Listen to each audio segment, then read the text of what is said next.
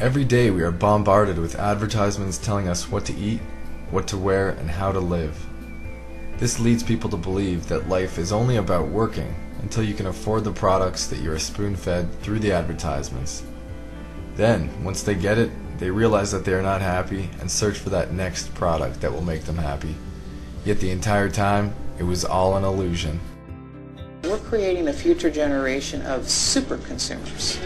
I want more. That's the basic consumer identity. It's shallow, it's about me now, and it's about me and these things. They're at the time in their life when they're forming kind of all their values and attitudes. They're in the formative stages.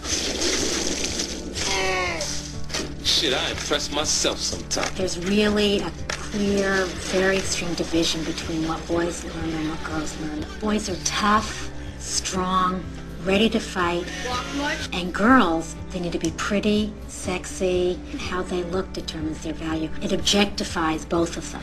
I mean, where did she find that outfit? Like Ugly Are Us? More like Ugly Are Her. We are so funny and pretty. I love us. The fastest 9.6-feet turbo hovercraft in the world, Typhoon 2. It's bigger, hotter, giant turboprops for maximum power.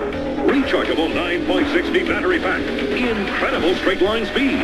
Fly over land and water on a cushion of air. Check out the way the Typhoon 2 zooms around that rocky maze.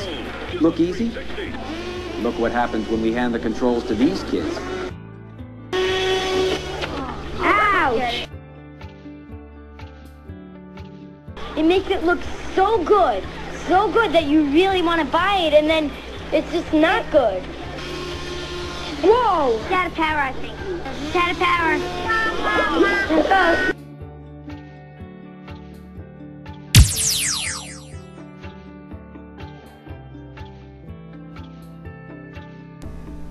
The goal of putting sexuality in the media is to increase your insecurities.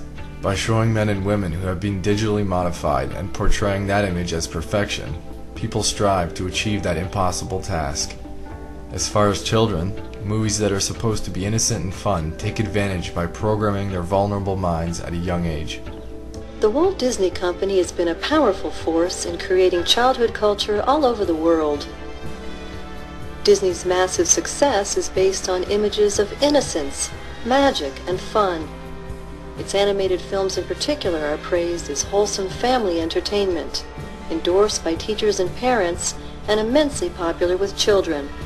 Children, in fact, have been raised on Disney for many generations now. Disney is a transnational media conglomerate, owning TV and radio networks, cable systems, internet sites, music studios, media production companies, magazines, sports teams, theaters, and theme parks. Disney are such a large media corporation, and their products are so ubiquitous and so widespread globally.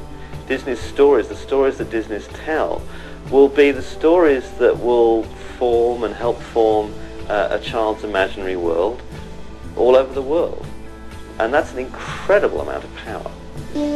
What's amazing when you look at Disney and Disney movies over the years is how little the image of females has really changed.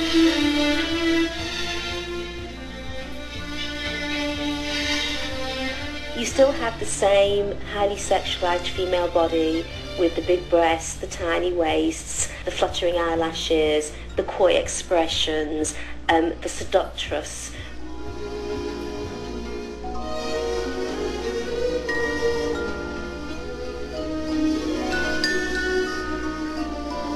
No, thank you. You can't stay in there forever. Yes, I can. Fine. Then go ahead and starve. If she doesn't eat with me, then she doesn't eat at all. And yet the whole thrust of the story is that she returns to him, that she socializes him, that she excuses him, that she reinterprets his rage and his abuse as temper. And this is a movie that is saying to our children, overlook the abuse, overlook the violence. There's a tender prince lurking within, and it's your job to kiss that prince and bring it out. That's a dangerous message.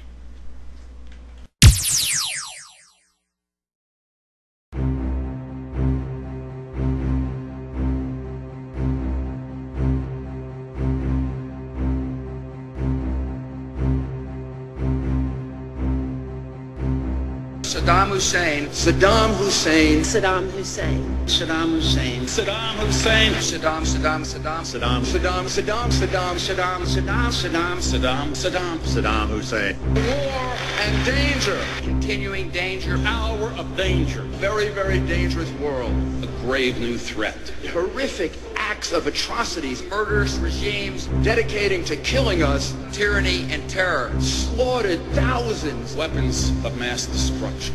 Weapons of mass destruction, weapons programs, The deadliest of weapons. terrible weapons, nuclear weapons, Nuclear weapons.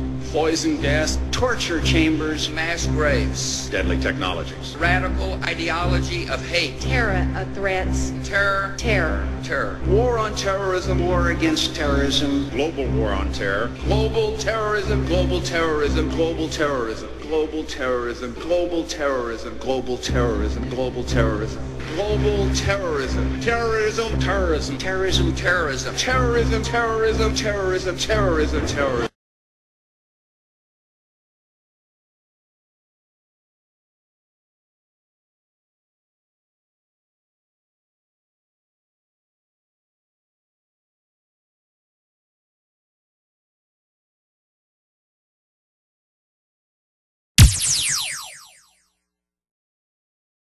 You know, he's riding in what looks like a car, but it really is more like an armored vehicle.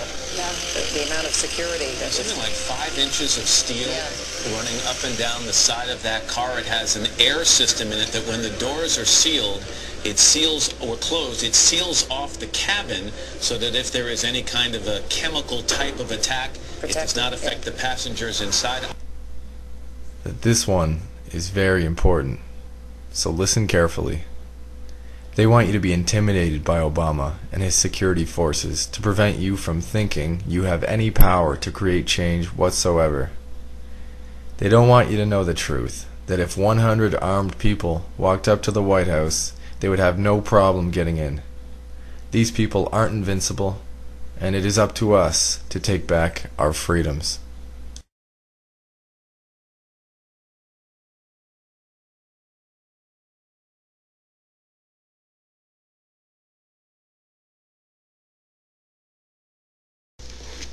Trying to free your mind, Neo.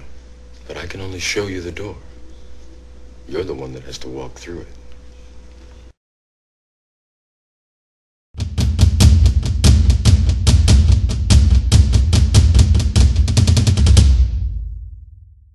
Whatever you perceive as the state of technology in the public eye, the very cutting edge, in secret, they are a minimum of 50 to 100 years ahead, to the point where science fiction is no longer fiction and hasn't been for quite some time, but is in all actuality science fact. For over 100 years, the corporate elite have been actively suppressing the release of any technologies that would make the people independent and free from government. Technologies that you could once only dream of are in fact a reality, and this is why we are living in such exciting times, because when the people take back our freedom, it will all become available to us.